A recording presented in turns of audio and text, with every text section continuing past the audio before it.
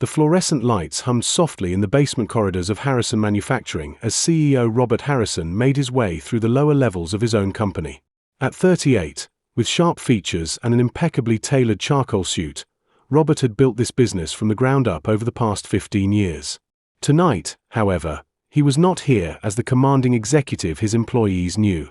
He was conducting an unannounced late-night inspection, something he did periodically to understand what really happened in his company when management was not watching. It was nearly midnight on a Thursday, and the manufacturing floors above were quiet. Only the skeleton crew of night shift workers and maintenance staff remained in the building. Robert had entered through a side entrance, using his master key card, and was making his rounds through different departments when he noticed something unusual. A faint light was visible beneath the door of supply closet B7, a storage room that should have been locked and empty at this hour. Robert approached quietly, his expensive leather shoes making barely a whisper against the polished concrete floor. As he drew closer, he could hear the soft sound of someone breathing. Robert hesitated for a moment. His first instinct as a CEO was to assume someone was either stealing supplies or conducting some inappropriate activity on company property. He prepared himself to confront whatever situation he might find behind that door. What he discovered, however, was something that would fundamentally change his understanding of his own company and the people who worked for it. When Robert carefully opened the door, he found a young woman in a custodial uniform sitting on the floor against the wall, her eyes closed in exhaustion. She appeared to be in her late 20s, with blonde hair pulled back in a practical ponytail and wearing the standard light blue shirt and dark pants of the janitorial staff. Yellow rubber gloves lay beside her, and her name tag read Sarah Mitchell. Sarah was not sleeping in the traditional sense. She was leaning against the wall with her head tilted back, clearly exhausted but still partially alert. Her breathing was steady but shallow, and even in the dim light, Robert could see the deep circles under her eyes that spoke of chronic fatigue. The supply closet itself told a story that immediately caught Robert's attention. While it contained the expected cleaning supplies and equipment, there were also personal items carefully arranged in one corner. A small pillow, a thin blanket, a thermos, and what appeared to be textbooks stacked neatly beside a small battery-powered reading light. Robert stood in the doorway for a long moment, taking in the scene. This was clearly not a case of employee misconduct. This was someone who was living in his building, and the organized, respectful way she had arranged her few belongings suggested this was not a temporary situation. "Excuse me," Robert said gently, not wanting to startle her. Sarah's eyes flew open immediately, and she scrambled to her feet with the quick reflexes of someone accustomed to being alert even while resting. "I am so sorry, sir," she said, her voice filled with panic as she took in Robert's expensive suit and authoritative presence. "I know I am not supposed to be here. I was just taking a short break. I can explain." Robert held up a hand to calm her. "Please, do not worry. You are not in trouble. I am just trying to understand the situation. My name is Robert." Sarah looked confused by his relatively gentle tone, but she remained obviously nervous. "I am Sarah Mitchell.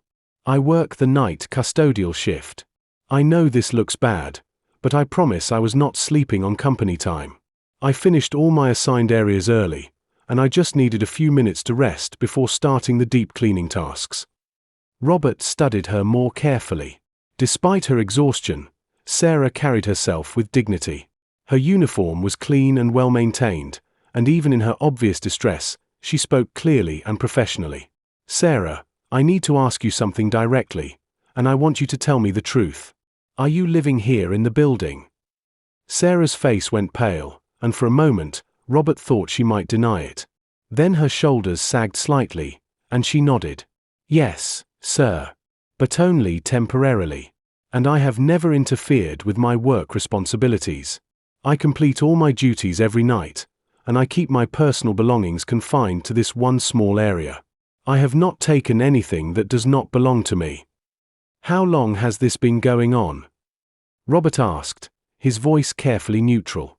3 weeks, Sarah replied quietly. "I know it is against company policy, and I know I could be fired for it. But I did not have any other choice, and I was hoping to save enough money to get back into proper housing soon." Robert felt something shift in his chest. Here was a dedicated employee who was working hard every night while secretly homeless, and her primary concern was still about maintaining her work performance and following company rules as much as possible. "Can you tell me what happened? What led to this situation?" Sarah hesitated, clearly weighing whether honesty would help or hurt her cause. Finally, she took a deep breath and began to speak.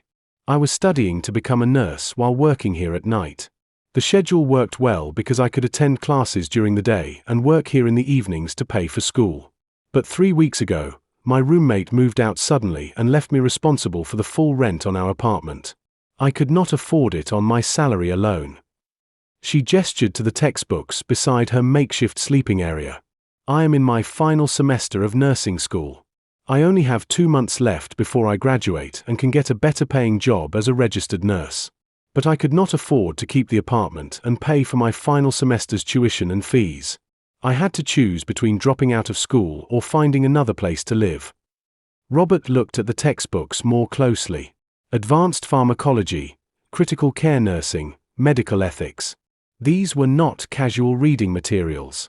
This was someone who was genuinely committed to a challenging educational program.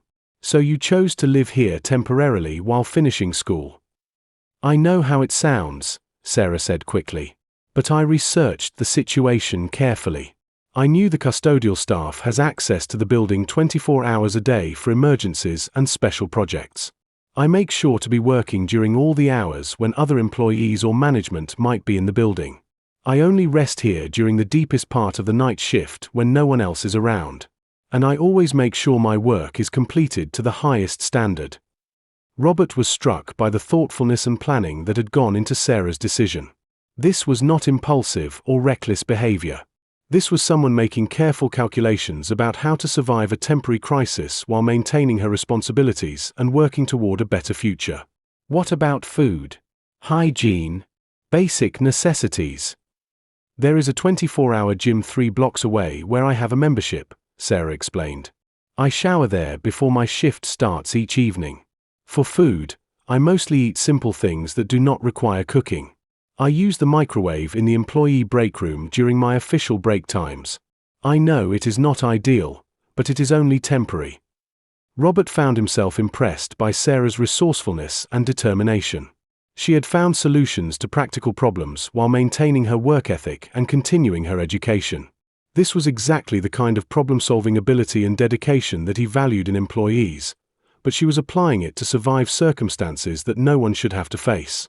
"Sarah, can I ask you about your work performance? How do you feel you have been handling your duties while dealing with this situation?"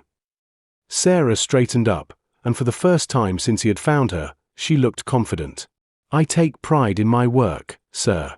I know that janitorial work is not glamorous, but this company has given me steady employment that has allowed me to put myself through nursing school. I complete every task on my checklist every night, and I often do additional deep cleaning tasks when I have extra time." "And your supervisors? What do they say about your performance?" "Mrs. Rodriguez, the night shift supervisor, gave me an excellent evaluation last month. She said I was one of the most reliable and thorough custodial workers she had supervised in her 10 years with the company." Robert nodded slowly. Everything Sarah was telling him aligned with what he was observing. Even in this desperate situation,